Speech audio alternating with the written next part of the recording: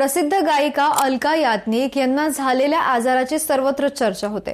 पण त्यांना झालेला सेन्सरी न्यूरल हिअरिंग लॉस हा आजार नेमका कसा झाला, त्या दिवशी अलका याज्ञनिक यांच्यासोबत नेमकं काय घडलं होतं, हा आजार कशामुळे होतो, हा आजार होऊ नये यासाठी काय काळजी घ्यायची, या सगळ्या प्रश्नांची उत्तरं आपण या व्हिडिओतून जाणून घेणार आहोत। त्यामुळे हा व्हिडिओ शेवटपर्यंत नक्की बघा।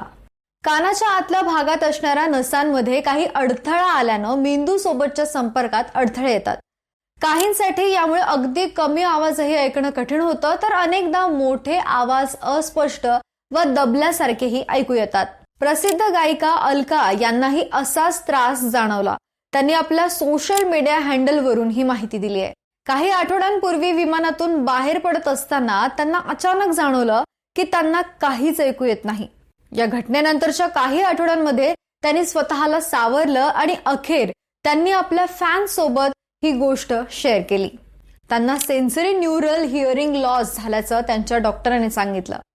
व्हायरल अटॅकमुळे हे झाल्याचं ते म्हणाले। त्यामुळे असा त्रास आपल्या फॅन्सला होऊ नये म्हणून त्यांनी काळजी घेण्याचं आवाहन केलंय। या आजाराबद्दलची आणखीन माहिती मिळवण्यासाठी आम्ही आमच्या डॉक्टरांशी बोललो, तेव्हा त्यांनी संपूर्ण माहिती दिली। त्यांचं असं म्हणणं आहे की अशा प्रकारचं बधिरपण हे बहुतेकदा कायमस्वरूपी असून त्यावरती औषध वा शस्त्रक्रिया परिणामकारक ठरू शकत नाहीत।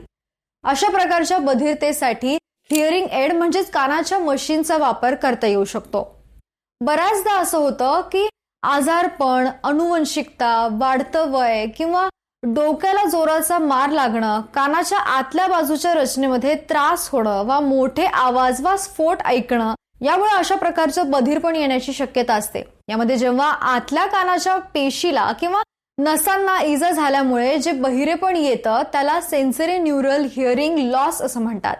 आता काळजी घेणं म्हणजे नक्की काय करायचं, तर मोठ्या आवाजात गाणी ऐकू नका, सतत इयरफोन्स लावून गाणी ऐकू नका। ट्रेन, बसमध्ये, रस्त्यावर चालताना तुम्ही इयरफोन्स लावता तेव्हा आधीच आजूबाजूचा गोंगाट असतो, तर तुम्ही अजून मोठा आवाज करून गाणी ऐकत असता। त्याचा ऐकण्याच्या क्षमतेवर परिणाम होतो। त्यामुळे हे टाळण्याचा प्रयत्न करा। आणि कानाशी संबंधित काही समस्या असतील तर लगेचच डॉक्टरांशी संपर्क करा। वेळोवेळी उपचार घ्या, कारण वेळेत गोष्टी कळल्या तरच योग्य उपचार करता येतात। त्यामुळे स्वतःची काळजी घ्या आणि आपल्या मित्रपरिवारांपर्यंतही हा व्हिडिओ पोहोचवा। बाकी तुम्हाला ही माहिती कशी वाटली आम्हाला कमेंट बॉक्समध्ये नक्की कळवा। व्हिडिओला लाईक करा, शेअर करा आणि जर तुम्ही या चॅनलवर नवीन असाल तर चॅनलला सबस्क्राईब करायला विसरू नका। धन्यवाद।